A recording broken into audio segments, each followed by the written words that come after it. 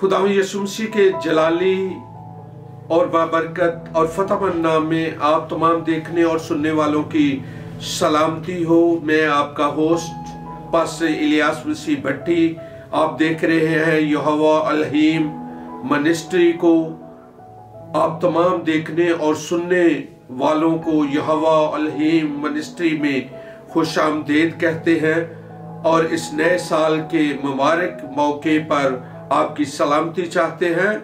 और इस नए साल में हम आज खुदा के कलाम पर गौर करेंगे कि खुदावंद हमारी जिंदगियों से किस तरह का नया साल चाहता है।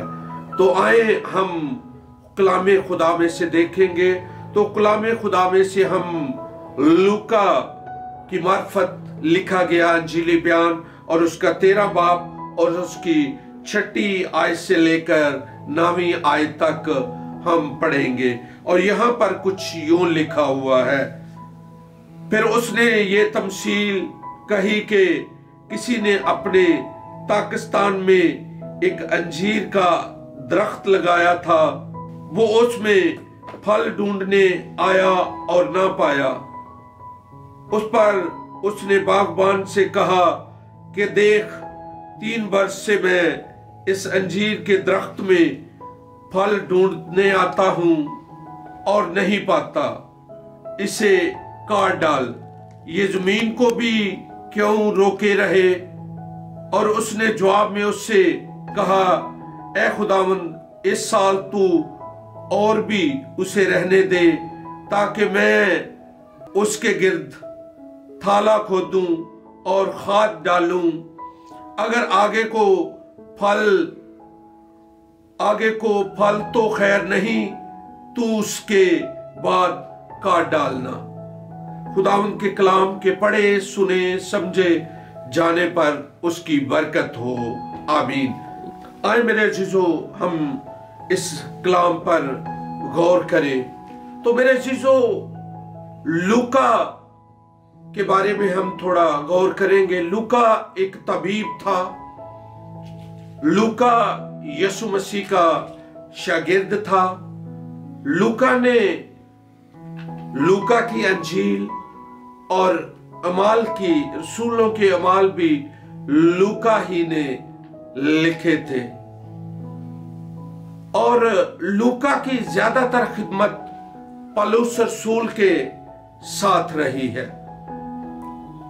और अगर हम इस बात पर गौर करें पाकिस्तान पर, तो मेरे अजीजों, ये पाकिस्तान का जो लफ्ज है, ये 78 दफा ये पुराने अहदनामे में और 22 दफा नए अहदनामे में आया है। ये तकरीबन कुल मिला के 100 दफा बन जाता है पाकिस्तान का लफ्ज जो है। और इसको अगर हम पुराने अहदनामे में पाकिस्तान के लफ्ज पर गौर करें तो ये कौम बनी इस्राइल की तरफ इशारा करता है। लेकिन अगर इसको हम नए अहदनामे में देखें तो ये आज की कलीसिया की तरफ इशारा करता है। और इसको अगर हम उर्दू ज़बान में इस पाकिस्तान के लफ्ज को सीखें तो हमें पता चलता है कि ये ताके लगाने वाली जगह, यानी जहां पर हम नए दरख्त के लिए शाखें लगाते हैं। और अगर हम इस लफ्ज को उर्दू में इंग्लिश में देखें तो इसका मतलब है गार्डन, यानी अंजीरों का दरख्त। और अगर हम इसको मजीद अच्छे तरीके से जानने के लिए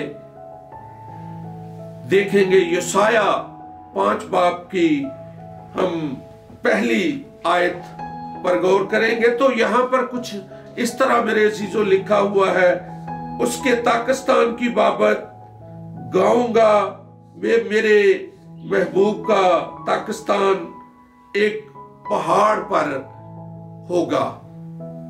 तो मेरे अजीजों, इस बात से हमें पता चलता है, अगर हम कलाम की इन आयात पर गौर करें कि खुदावंद किस तरह का पाकिस्तान चाहता है, किस तरह का वो खेत चाहता है, किस तरह के वो दरख्त चाहता है। क्योंकि हम देखते हैं खुदा ने ये कहा कि ये जो पाकिस्तान है, ये जो बाग है, ये जमीन को भी रोके हुए है और फल भी नहीं दे रहा। बेसिकली मेरे अजीजों, इसका मतलब है कि खुदावंद हमारी जिंदगियों से फल चाहता है। और खुदावंद, चूंकि हम देखते हैं कि 3 साल, इसका मतलब है कि खुदावंद हर साल उस बाग को देखने आता था और 3 साल से उस बाग ने कोई, उस पाकिस्तान ने कोई फल ना दिया था। तो खुदावंद चाहता है कि हम फल दें, हमारी जिंदगियों से वो फल चाहता है। तो मेरे अजीजों, हमें गौर करना है कि आया हम खुदावंद को फल दे रहे हैं, हमारी जिंदगियों से खुदा का जलाल ज़ाहिर हो रहा है, हमारी जिंदगियों से खुदा को फल मिल रहा है। अगर हमारी जिंदगियों से खुदावंद को फल मिल रहा है तो यकीनन हमारा खुदा भी हमसे राजी होगा। ये देखे, जो बागबान ने खुदावंद से दरख्वास्त की है कि खुदावंद इस साल इस पाकिस्तान को रहने दे, ताकि मैं अच्छे तरीके से इस मिट्टी को खोदूं, खाद डालूं, ताकि ये आने वाले वक्त में फल दे।